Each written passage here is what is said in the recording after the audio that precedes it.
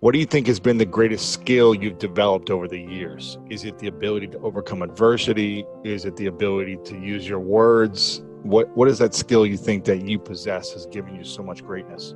I think it's a combination of both. One, mental resolve. I think that everybody needs that, because when you have goals and dreams, there will be resistance. An airplane cannot fly without the resistance of air. Walt Disney filed bankruptcy 7 times and had 2 nervous breakdowns. That when you have goals and dreams, the book of life says, think it not strange that you face the fiery furnaces of this world. You will, not you might, you will have tribulations. So the ability, when you are faced with something, and it's new territory, when they said you have cancer, those are 3 words no one ever want to hear. And the oncologist, Dr. Alfred Goldson, who was an unusual personality, he said, you have cancer, and it's metastasized to 7 areas of your body, including your spinal cord. I said, can you give me a second opinion? He said, yeah, and you're ugly too. I know you didn't just call me ugly. He said, yes, I did. You ugly as hell. And we both were laughing. He said, but you got this. We determine the diagnosis. God in you determines the prognosis. You and God determine that. You got this. What I learned from that enhanced my speaking. When you laugh, the mind shuts down and the heart opens up. I left there with a confident feeling in my heart. I got this. When he spoke it, I felt it at this cellular level. I did not leave there feeling fear. He was so good with making you feel comfortable with whatever you're dealing with, that you are not in denial, you just are defiant. And so when your show, which has changed millions of people's lives, people you never meet, what it does is distract, dispute, and inspire. How we live our lives is a result of the story we believe about ourselves. What you do is distract them from what psychologists call their self-explanatory style. And through the process of your own example, your own vision of yourself, the guests that you have, the interviews that you have, you dismantle their current belief system. Be ye not conformed to this world, be transformed by the renewing of your mind. You are renewing minds, expanding their vision beyond their indoctrination and mental conditioning. And you ignite their spirit where they decide to create a new chapter in their lives. That's what you do as a speaker and as a host. And people who watch and listen to your program right now in America, before the coronavirus, suicide rate increased by 39%. And children between 5 and 11, it has tripled. How do you decide at 5 to take your life? And now it is soaring, the suicide rate. So what you do with this program, you're giving people hope. When there's hope in the future, that gives a person power in the present, that they can get through it. They might not know how they're going to do it, but they have the mindset. Robert Schuller said, tough times never last, but tough people do. And so that you share with them a voice of transformation, because, and I share this with speakers that I train, who you are behind the words that you speak are more important than the words. Because had you not gone through what you have gone through and experienced, you would not be able to speak from a place of power. You would not be able to come in and do this program and call this the school of greatness, that you've got greatness in you. You have the ability to do more than you can ever begin to imagine. And then affirm and validate people as we are facing this pandemic. It's to be able to say that from a place of power. The spirit of who you are comes through your words, and people feel that when you speak, and they hear it, your sincerity, your genuineness. And that's why your program is popular, because you impact people because you know a thing or two, because you've seen a thing or two. I appreciate that. It's interesting you talk about suicide rates increasing. Unfortunately, I was going on a drive to San Francisco over the weekend, take my girlfriend up the coast of California, and she'd never seen it. Had a beautiful experience. And as we're driving back into Los Angeles, I live in a condo building, a tall condo building. It's probably 35, 40 stories high. And as we pull into the building, I'm about to park, I see police with a yellow tape and a white tent, and over the kind of driving area. And I remember just thinking to myself, there's no way someone jumped off this building. There's no way someone did this. And I asked right away, I go, tell me someone did not jump. And the guy looked at me and he just said, yeah, a couple hours ago. And I go, you're kidding me. And I later found out it was reported in the news. This was yesterday. Yesterday. This just happened. Wow. It kind of shook me up a little bit too. And literally I learned that the person who jumped, who's my building, it was literally right next to my window, a few floors up. He jumped out of, his name is Steve Bing. It's all over the news right now. And this was a very successful businessman who 55 years old, I think, I think it was reported he was worth hundreds of millions of dollars. A very successful businessman who was close friends with Bill Clinton, who I saw Clinton made a statement about as well. And I haven't been able to stop thinking about it since yesterday. I was thinking about it all night. You said it was hard for you to sleep last night from the stuff you saw. For me, it was hard for me to sleep last night thinking about the pain and the suffering that people go through inside that we may never know about. And, I was trying to rationalize, like, why would this happen? Was it drugs? Was it depression? Was it like, I can't reason sometimes why this happens to someone who you think it would never happen to, or someone who had all the things on the outside that seemed to be successful, but for whatever reason, I don't know. And I don't know how to make sense of that type of stuff. Do you know how to make sense of things when you see that? Well, I had a guy, he just wrote me, and I kept this text where he had tied a noose together. He was going to hang himself, had it around his neck, and he was going to get a chair. He's trying to look a place where he could suspend himself and placed a rope. And the phone rang. And he had said to himself, God, give me a sign. So with the rope around his neck and holding it part of it in his hand, he answered his cell phone, and there was nobody there. And he took that as a sign, and he said in that moment, he was listening to me, and he remembered a statement I made that life is God's gift to us, and how we live our lives is our gift to God. And wow. He said, he asked himself, why would I throw my life back in God's face? I was talking about the fact that we were chosen 1 out of 400 million sperm, that you are a masterpiece because you're a piece of the master. And he said, I kept saying to myself, I'm a masterpiece. I'm a piece of the master. And he talked himself back from those suicidal thoughts.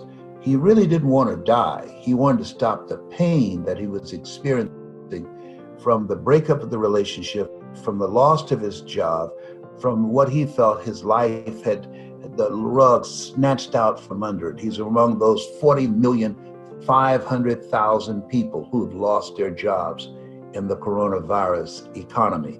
And so that's why what you're doing is so important, because when you go through an experience, you have the school of greatness, not elementary school, high school, college. No one is saying to people, you have greatness in you. And those type of structures, even in church. And so the reason that I advance with that, the Book of Life says, greater is he that's in you than he that's in the world. That you have greatness within you. That when Mr. Leroy Washington, who, when I was so captivated by this man's oratorical skills. He was a speech and drama teacher. And he asked me to do something. You know the story. He wanted me to go before him and read a script really before the class. And I said, sir, I can't do that. I'm not one of your students. And he said, do what I'm asking you to do anyhow. I said, I can't, sir. And the other students started laughing, saying, he's Leslie. He's got a twin brother, Wesley. Wesley is smart. He's DT. And he asked, what's DT? He's the dumb twin. And I said, I am, sir. He said, don't you ever say that again. Someone's opinion of you does not have to become your reality. And he did that. I was startled because my mother said, sticks and stones can break your bones, but words can never hurt you, but words can hurt you, and very deeply. And when he said that, someone's opinion of you does not have to become your reality. I remember going to my next class, and between classes, I kept saying that to myself. Someone's opinion of you does not have to become your reality. As I was going home, at what they think about me, I don't have to be that. It's not what they call me, it's what I answer to and what I call myself. Dang. You know, that was an interrupting moment. Wow. That's how your program is it's a disruptor, more powerful than Corona. Ooh, I always love hearing that story. That story never gets old for me. Yeah. And how did you learn to overcome the opinions of others, but I think more importantly, the opinion of yourself? Because if we have the program, we have, I am the dumb twin. Yes, sir. I am learning disabilities. I am this. How did you personally overcome your own biggest enemy? He was a voracious reader, and he gave me a book, James Allen, As a Man Thinketh. That little pamphlet is a powerful little pamphlet. I've read it a lot. And The Power of Positive Thinking by Dr. Norman Vincent Peale. I read that over and over again, and other motivational books, Secret of the Ages by Robert Collier. And so reading those, he said, if you want to become successful, number one, develop your mind. And he was a fan of Earl Nightingale, that you don't get in life what you want, you get in life what you are. The strangest secret in the world. I've listened to that so many times. I've wore it out. And then the other thing he said, develop your mind. Next thing he said, practice OQP, only quality people. Surround yourself with people that you can learn from, people that have more than you, people that will help you to grow mentally and emotionally and financially and spiritually. And the next thing he said, which is the master key to opening up new worlds for you, is your ability to communicate. Because once you open your mouth, you tell the world who you are. And I believed him, and I followed that. I never forget when I was in Poland, and I was in this stadium, and I saw my name up, and people started chanting when they saw me coming through the tunnel. And I said, Mr. Washington, this one is for you, sir. You know, he's gone. He's been gone. I eulogized him. I said, I'm gonna make you proud today, because it was my first time speaking in Poland, you know. And so, but I so admired him. I've never known my father or birth mother, but that the ability to connect with people that are strangers to you and can create a shift in their lives and how they see themselves, to have that sacred opportunity to share your story and distract, dispute, and inspire them to realize, as the play Lion King, Simba, you're more than that which you have become. That's what you do every day, up in here. I remember last time we talked, you said you wanted to really leave a legacy by teaching other people how to speak and communicate better. And you were creating a select, smaller group, I think it was either 50 or 100 people that you wanted to train and speak. Are you still doing that? Because I had a friend who was going through the program with you or hired you, my buddy Judd. So I didn't know. Oh, I know Judd. That's my dude. That's my brother from another mother. Exactly. Yes, man, from Australia. Yeah. Yes, I'm training, but I've had to increase that number. I do intense one-on-one training, but I'm selective about working with a lot of people right now. But we do it virtually now. I can do it more virtually because you don't want, I'm 75. So I cannot afford with underlying issues of diabetes and cancer. And 75, if you show up at the hospital, they'll push you in a coat over there and say, no, you about to leave here anyhow. So we're not going to waste any medicine on you. Wow. So I stayed out of hospital. I'll tell you how bad it is, Louis. I'm upstairs by myself, right? I sneezed. And man, I broke out and I started running downstairs. I said, wait a minute. That was my sneeze. So I came back upstairs and I still started spraying the Lysol. I called my daughter. I said, I think I'm having a meltdown. I want to go out the house. She said, no, you can't go anywhere other than Walgreens and Publix, and we will drive you there. You don't need to be behind the wheel. I said, I'm not that old, so I'm being very, very disciplined and keeping myself out of harm's way. That's good. That's good. Keep my mask. That's good. Doing all the stuff that we need to do. Common sense. It seems like time has picked up speed. And if you got some bills, you don't get 30 days out of the month. You get 2 weeks. Didn't I just pay that? No. Come on. Where did time go? You are 77. Who does that? Wow, I served at the Lord's Supper. Time has picked up speed. This is a different time. I want to share with you and want to talk to you about something. Do what's you. Make your life count on doing the things that's true to you. What I love about the presenters that are talking to you, people who have overcome some stuff, who have grown through some stuff and decided that will not make me or break me, but I'm going to use my voice and my story and my example to empower people, because a lot of people need it. Some people will hear me. Some people will hear Tracy. Some people will hear Makuba. Some people will hear you. We all have a voice. We all can impact people's lives. And so as you look at yourself, look at your goals, look at your dreams, do things that's true to you. Now, let me share something else with you. I think the most important message that I have ever given, I would say the most important statement, and I want you to write this down and put it somewhere where you can see it. Because these individuals that you see, they're trainers, they're consultants, they have a variety of knowledge and abilities and skills. I endorse them, I support what they're doing, and I know that they're going to make a difference for you, for your company, for your church, for your organization, because I get the chance to see them up close and personal. We are processed. We are working on our stuff, including me. Live your life the way you want to live your life. I spoke to a group yesterday, and I asked, if you had 3 months to live, what would you do differently? And all of them, 100% said, I would quit my job.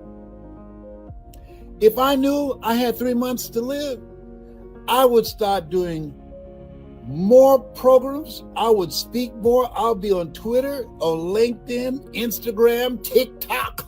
I'll be doing all of them. Let me tell you something. Listen, why? Because I'm doing what I love to do. If you spend 40 to 50 hours a week doing something that's not you, that's stressful.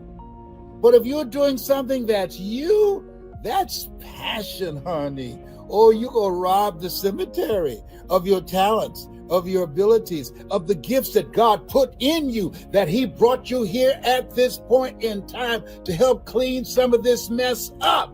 And these individuals have answered the call on their life. And I'm encouraging you. What's in your heart? Do what's in your heart. Where your heart is, there your treasure is also. Yeah. Yeah, see, the reason that I'm excited about these speakers, and we're going to be sharing stages around the world, that we're living in an incredible time. I remember speaking in 4 or 5 different cities. I have to get on airplanes and go from city to city, hotel to hotel. Now, we can just do it in the comfort of our home. And so what they're doing is paving the way, because we're going from brick and mortar to click and order. Now, we can reach people, we can help people to achieve mental health and wellness, helping people to develop strategies and the new skill set for this new space where we are. These people have put in a lot of work, a lot of time, a lot of effort. So I don't want you just listen to them. I want you to write down information, take some notes, and get contact information so that you can incorporate their services for your business, for yourself, or for your organization, and for things that you believe in and causes that you support. Here's something else. Make every day count. I was talking to someone today, and they said, well, let's get together in 2 weeks. I said, no. I said, you just told me you're an hour and a half away. I say, let's do this right away. I remember when Michael Jackson said, this is it, after procrastinating and putting off going on tour. But it was not the it he had in mind. And the older you become, the more calls you get about people who are gone. I remember my high school teacher, Mr. Washington, and he was an unusual guy.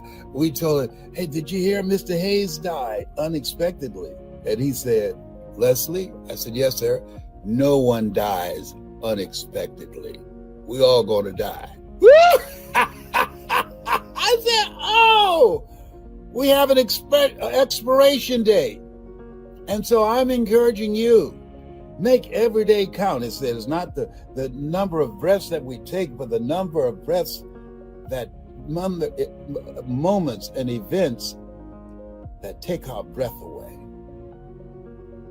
Here's something I'm doing now, and I encourage you to do. I heard something that shocked me, and I didn't like the guy's voice, and I heard what he had to say accidentally. He was talking to this couple, and he asked them, I'd like to give you $1 million. How do you feel? They said, wow, I'm excited. The husband said, yes. And he asked, why are you excited? He said, $1 million? He said, I know what I'm going to do with it. He said, I got something else better for you. And they said, what? I'm going to give you $10 million. How would you feel? He said, great. Wow. I would be, off the hook.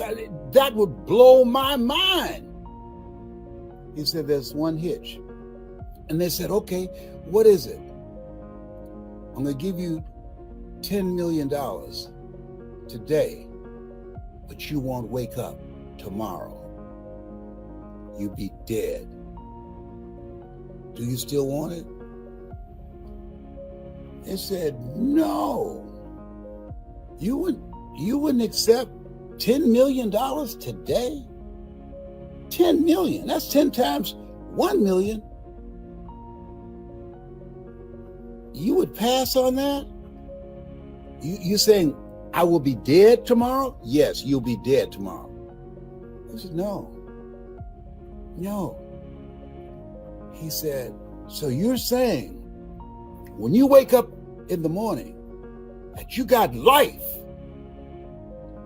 that's equivalent to having $10 billion, that you're still here. Oh, stuff's going to happen to you, but you're still here. You're going to have setbacks. You're going to lose money. People are going to betray you.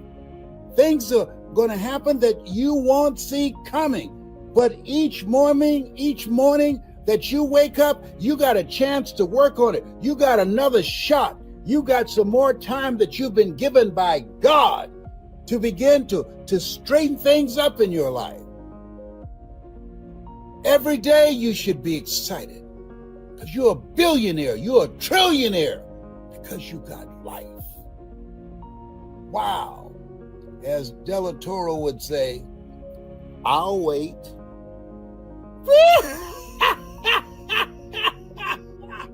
I never thought it like that. I never thought about it like that. So when I wake up in the morning, I woke up this morning, I said, whoa, there's some billionaires that's pushing up daisies. Oh, I'm glad to be here. And I know a lot of others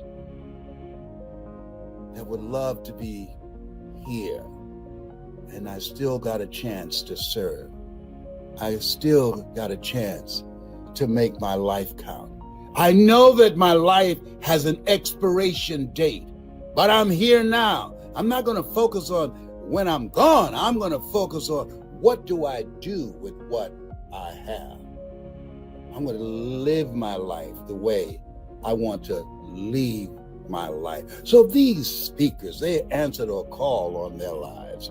They said, I want to live my life the way that I want to leave my life. I'm going to change some lives before I leave here. I'm going to inspire some people. I'm going to bring out the greatness in some folks. I'm going to let people know that their adversities don't have to break them. They can make them stronger.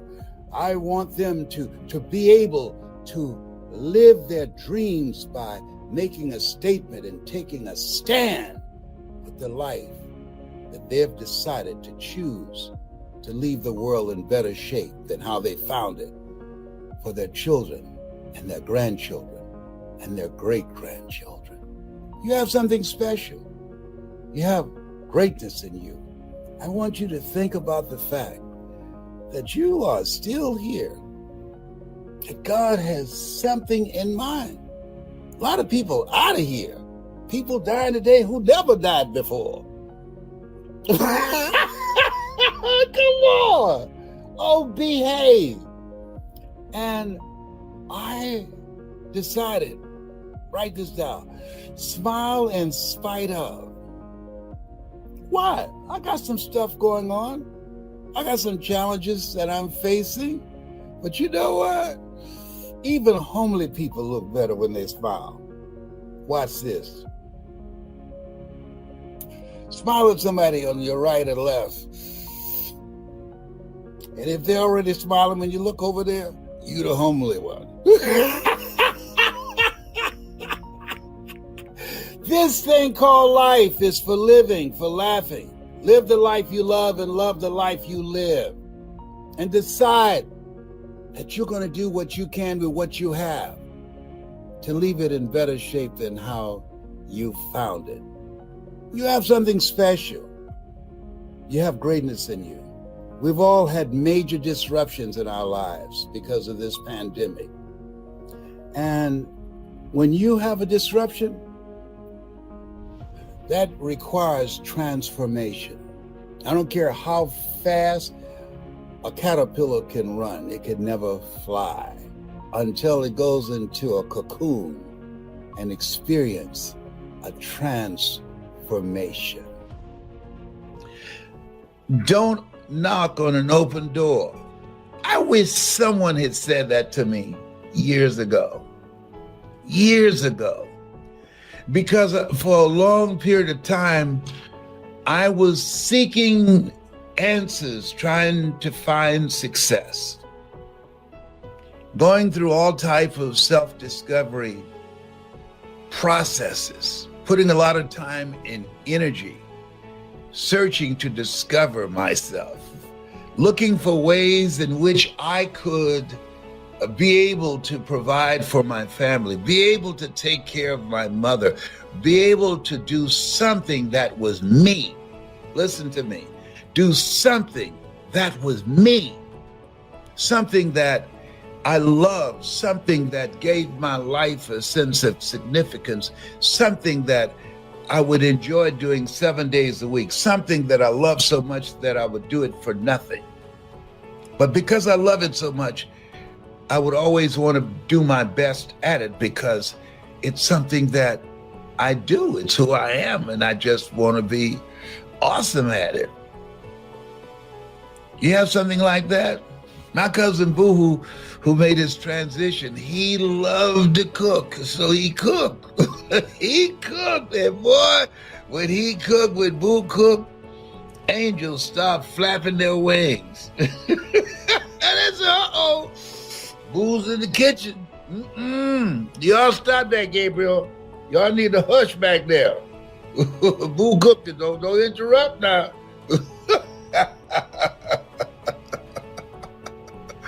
Boy, Boo can cook.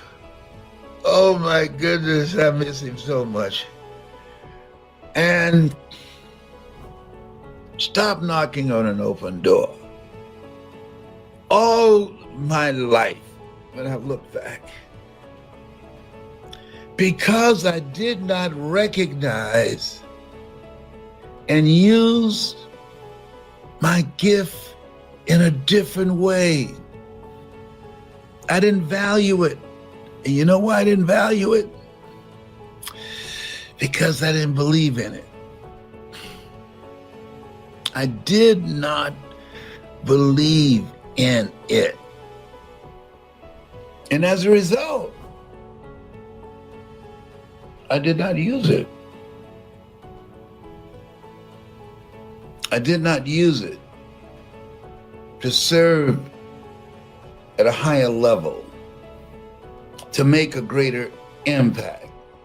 And because I did not use that which was me,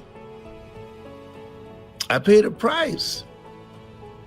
I ended up doing things that it was not me. Working on jobs, it was not me, and I knew it. I just go in there to make some money. We were born to do a special work. You were born to do a special work. You are here for a reason, to do the greater work. Not just work for a living, but to make a difference with your life. And it just got me just reflecting, Mr. Leroy Washington, who had an impact on my life, and I got a call that Patsy, his oldest daughter, passed. I remember Patsy, wonderful, wonderful young lady. And I just thought about the fact that we all have an expiration date. All of us are going to leave here. Nobody has figured out how to get out of here alive. And so, stop knocking on an open door, Athea Grant said to me. And I'm about to do an event with her in the UK virtually. Let us be clear. I spoke in Hong Kong last night, and China, and several other countries with Kim Wee virtually. It was fascinating. All the tools we need in order to become successful. In fact, I should be able today, I might get a recording of the last time I was there, and I will share that with you. It was quite an incredible, magnificent experience.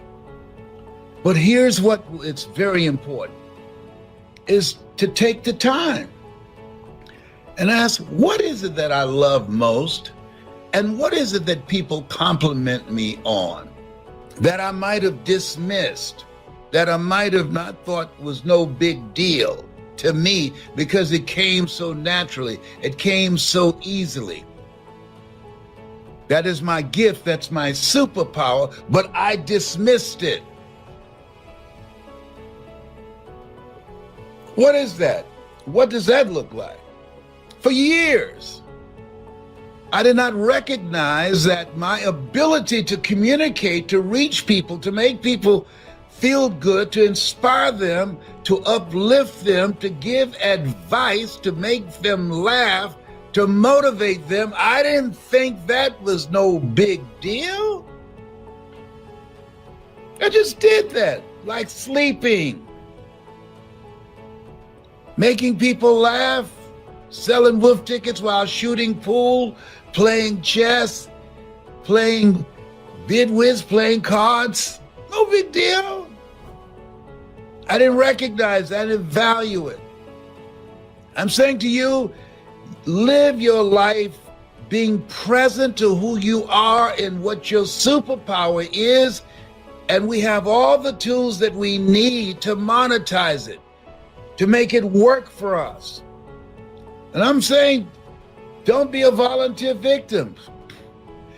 You've got something. You came here with something. You were chosen.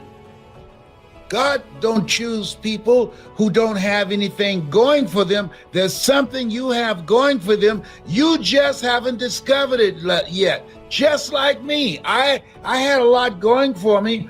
And for a period of time, I went unemployed. For a period of time, I went from being fired from one job to the other, as opposed to hiring myself, because I didn't know what I had going for me. I didn't know. And so because I didn't know, I didn't take the time to discover that. I didn't invest any time, any money, any energy, any effort to cultivate that. I didn't ask those questions. Why are you here? What are you supposed to do? How do you take that which you say that you want to do and find a way to monetize it? See, that whole thing about, Adam, where are you? Where are you? Life is a question. And how we answer the question is the answer. Where are you, Les, in relationship to who you know you should be and what you should be doing? And what are you going to do about it?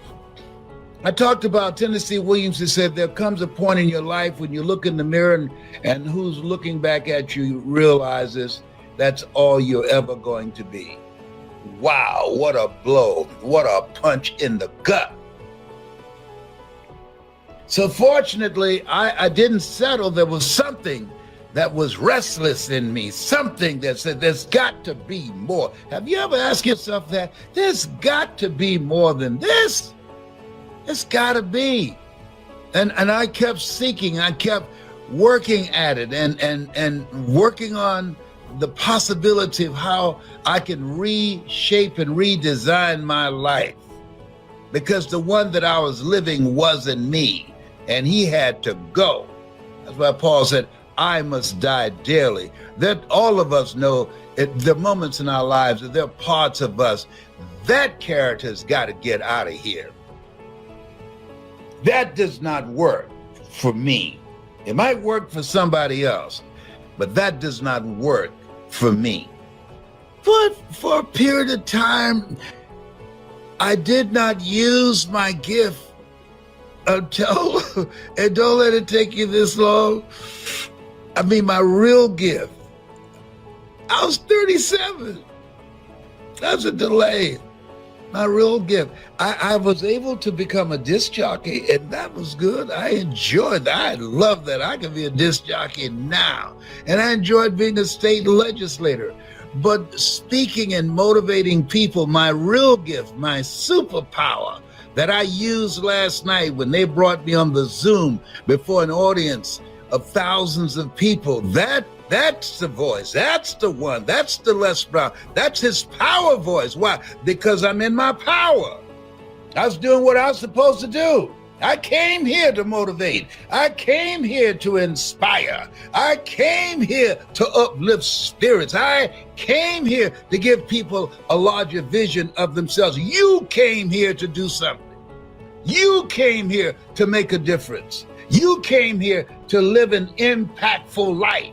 You came here to leave the world in better shape than how you found it. Yes. You came here to allow people to know that what they have experienced, the abuse that they have gone through, does not have to define them. You came here as a guide, as a light, to help people use the steps and the process and the mindset that you had to navigate and bring themselves out of the valley. Yeah, you came here for something. Yeah, because you decided that what you went through would not define you. You decided that. This is Les Brown. I want to talk to you about fighting for the life that you want. And that's something that we're looking at with admiration with the people in Ukraine. These people are fighting. And it's really like David and Goliath. He had 5 stones, but he only used 1. And I think that was the stone of determination, the stone of faith, the stone of perseverance. When you think about where things are there's several things that come up for me here.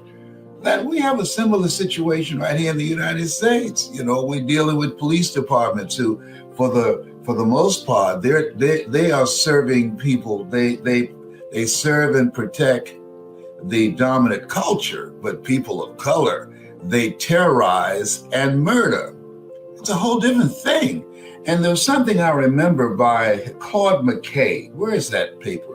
I saw something by Claude McKay, and it reminded me of these powerful words by Claude McKay. It was something that Claude McKay did. He was a poet from Jamaica, went to New York, and it was a piece that Claude McKay did called If We Must Die. I want to find that piece because it speaks to where if you want to have something in life, you got to be willing to go to the left for it. You got to be willing to fight for it. Frederick Douglass said something that I love very much. He said, power concedes nothing without a demand. People that dominate you and that control you, they're not just going to give that up and walk away. No, you got to fight, and you've got to be willing to fight to the death in order to get the things that you want. Give me the Claude McKay piece that we were talking about earlier. And so when you look at where you are, anything that has any value that you want to create in your life, it's something else. Frederick Douglass said, he said, we might not get everything we fight for, but everything we get, there will be a fight. So when you think about your life in and out of the pandemic, and that there are forces, white supremacists, that infiltrate the majority of police stations and operations in the country, that we have to be willing to fight for what we want.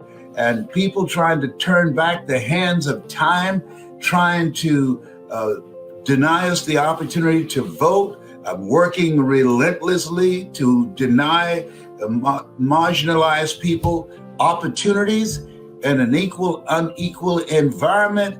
It's a continuous fight. And so I want to focus on something about this. This is symbolic. One, the recklessness of Putin, that there are people in life, short-term thinking, driven by ego, that think that they can just bully and pounce on people and think that everybody will stand by and watch. Something that one rabbi said that I love very much. He said, when something happens, 3 things are going on. One, there's the perpetrator, and they're the victims, and they're the witnesses. And the question is, who's the worst? And the answer is the witnesses. People who stand by and do nothing. People who stand by and say nothing. And one of the great things about what's going on now in this country and around the world, that people have awakened. I remember the demonstrations, and I found it hard-worthy when George Floyd was murdered by a cop and the cops that were with the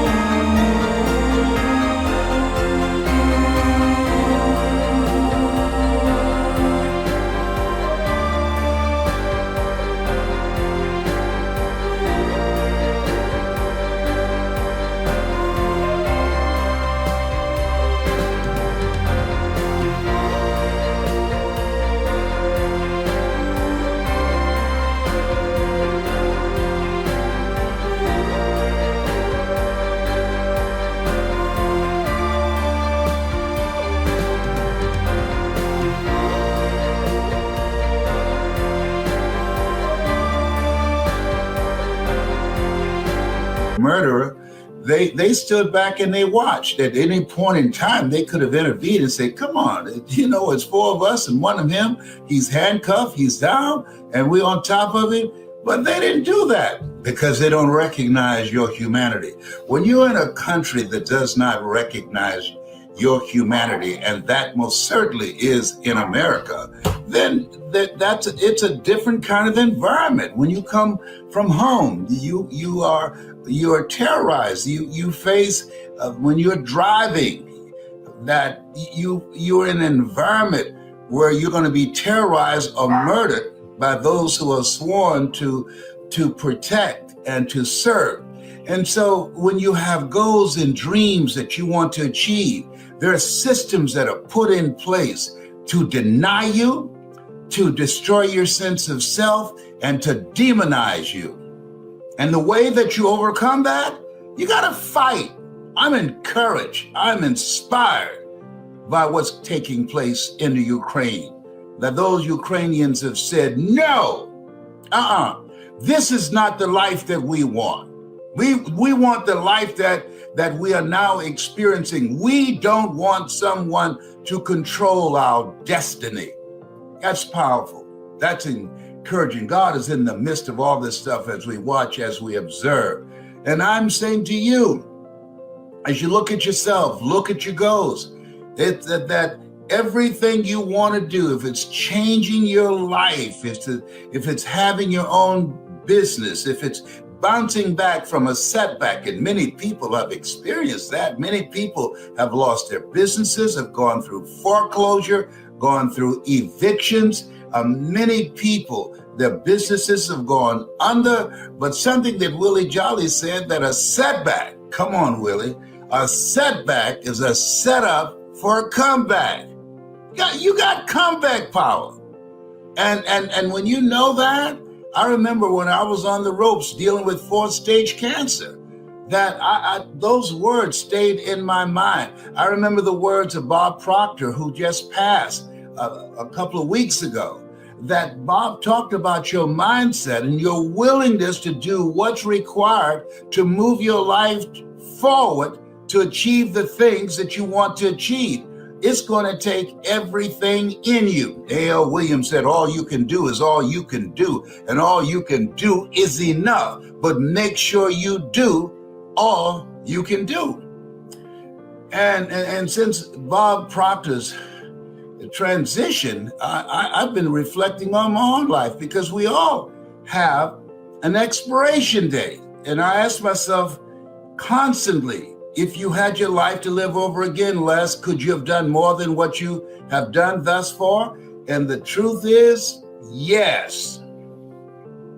I'm ashamed. I could have done more. And I'm still here. I still got some time. I can still speak. I can still make a difference. Somebody said, why don't you do something other than just speak? To do something where you can have some fun. I said, are you kidding me? I have fun speaking. Are you kidding me? I have a ball changing lives. I want you to think about this. Live your life in the way that you want to live your life. When it's time for me to go, I will still be speaking. Come on, somebody. Well, oh, behave. Yes. And I have a lot of fun. We did some training in Orlando, and I was masked up. I got a plastic mask. I got all kind of masks up in here. Let me tell you something. Nobody's hooked up more than me. And we had a ball. I got, I got masks. See here, homemade playing. Where's my plastic mask? I got everything up in here. When I came in there, they said, what was that guy's name? I forgot. The Silence of the Lambs. I got everything up in here. Yeah, where's my plastic mask? Hey, Maui. Oh, here it is. I got everything, honey. Look here. This is how I'm going to the airport today. I'm going back to Atlanta. So this is what I'm doing. I don't even fly anymore. But I had to come to do my seminar. So this is what I got going, okay? All right. Okay. Then, in addition to this,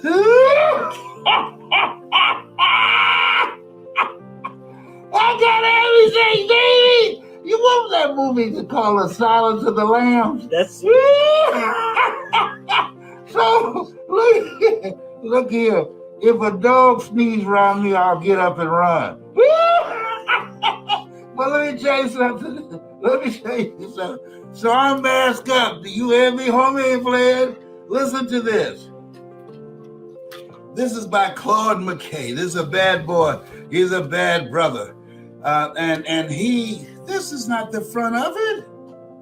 If we must die, where's that? No. Oh, this is the small print up to the top. All right.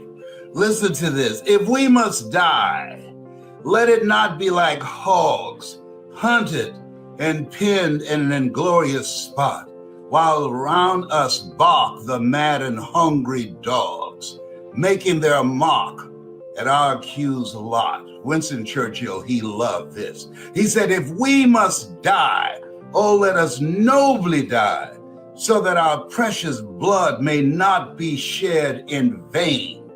Then even the monsters we defy shall be constrained to honor us, though dead. O kinsmen, we must meet the common foe. Though far outnumbered, let us show us brave, and for their 1,000 blows deal one death blow. What though before us lies the open grave? Like men, we'll fight the murderous, cowardly pack, pressed to the wall, dying, but fighting back. Come on, somebody.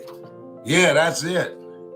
That's it. I mean, when you look at that, they got people, senior citizens like me, making Molotov cocktails. Am I right? Yeah, they have a factory. They have a factory doing it in their garages. Everybody. I mean, they're men who've taken their families, the women, across the border, and then they come back to fight for the life that they want. And there are people sitting around just watching. Let me share something with you. Life is a fight for territory. And once you stop fighting for what you want, what you don't want will automatically take over. Had they not been willing to fight, and trust me, the people who are watching, they admire them and say, wait a minute, these people are fighting. They're not just letting Putin with his crazy self just come in and take over the country because he wanted to. They're putting up a fight. The people are standing in front of tanks. Say, no, you're going to run me over? Do what you need to do. But we're going to fight you. And then those Russian troops, many of them don't even know why they're there. Some of them say they've been driving around to run out of gas because they don't want to fight these Ukrainians. They were lied to. And so when you think about this place, what we're watching at this time, as if the pandemic wasn't enough, now this madness. And you better believe, even though it's thousands of miles away, it's affecting our collective consciousness. What happens to any of us happens to all of us, even though it's thousands of miles away.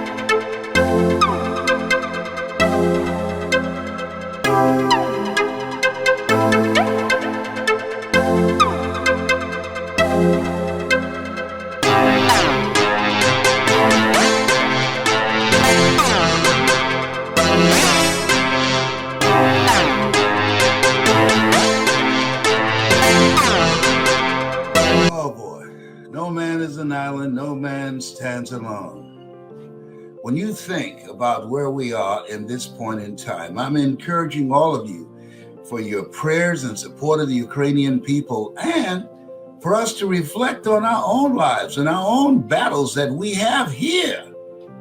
We have our own stuff here. The police departments are being run and controlled by white supremacists. We got our own stuff here. And I say to you that when they know that we mean business, that you're not going to just continue to terrorize us and murder us and get away with it like you've been doing for centuries, trust me on this.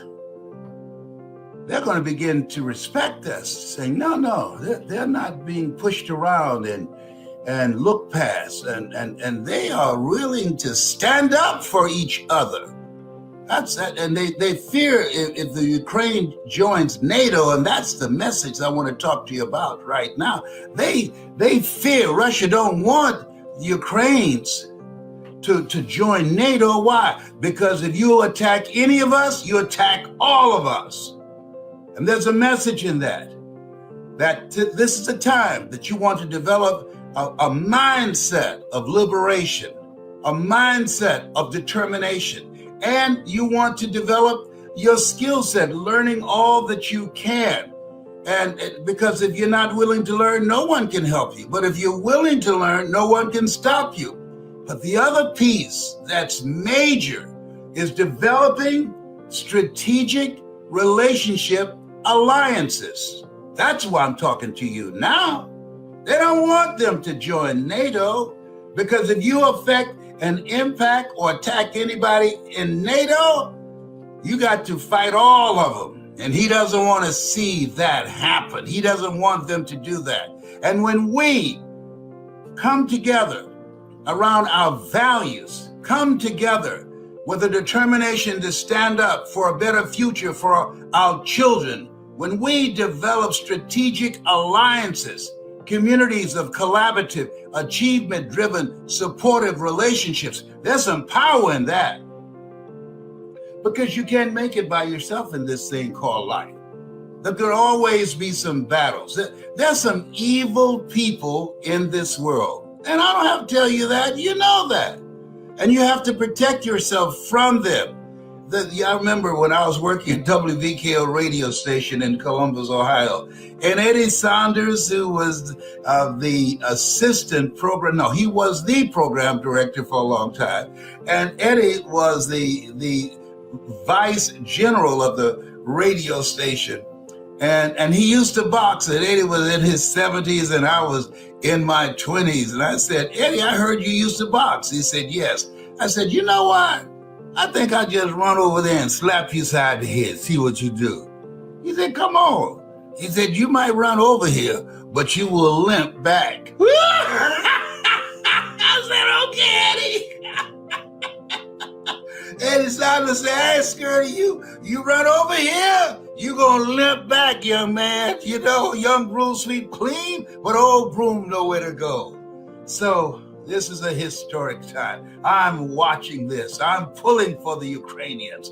And you know, the Orange Man and all his munions and these, you know, these spineless people today, they should write a book called Profiles in Cowardice. I remember a book was written called Profiles in Courage. But we're living in a time, we got politicians talking out both sides of their neck because they're afraid of the Orange Man.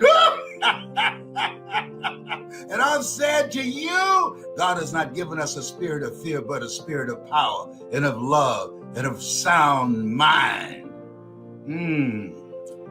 You have something special. You have greatness in you. Look around at the people in your life. Who is it that you need to build a deeper relationship with? And who is it that you need to walk away from those relationships? Why? Because they're not good for you. They bring no value in your life. I'm cleaning house. You hear me? I'm cleaning house because I found myself giving more in a relationship and they brought zero. There are people who are always there when they need you, but when you need them, you can't find them. And you have to ask yourself the question, in these places where we are right now, you got to ask the question, who should I count on? And who should I count out? Who should I count on and who should I count out? And as you look at yourself, look at your goals and look at your dreams, you want to watch people. Give them 90 days to prove who they are. Watch and observe them. Don't just take any and everybody in. Something Jim Rohn said, he said, you look at your life and he said, it's either a warning or an example. A warning of what not to do or an example of what to do. Even when this is over, Orange Man's boyfriend, Putin, he has now jacked himself up. He's in a corner right now. And he had short thinking and said, you know what? I had no idea what I was doing, what I did then. He's thinking about how can I save face? But see, there's some kind of damage that you can do that won't be forgotten. Even if they stop right now, people are not going to forget this. No, he's going to be paying for this until he takes his last breath, and the people who supported him in that. So it's very important. Do unto others as you will have others to do unto you. Go, Ukrainians, go, go, go. That's what I'm talking about. You have something special. You have greatness in you. That's my story, and I'm sticking to it. Bye for now. I know they're going to win. They will snatch victory from the jaws of defeat. The world is standing with you.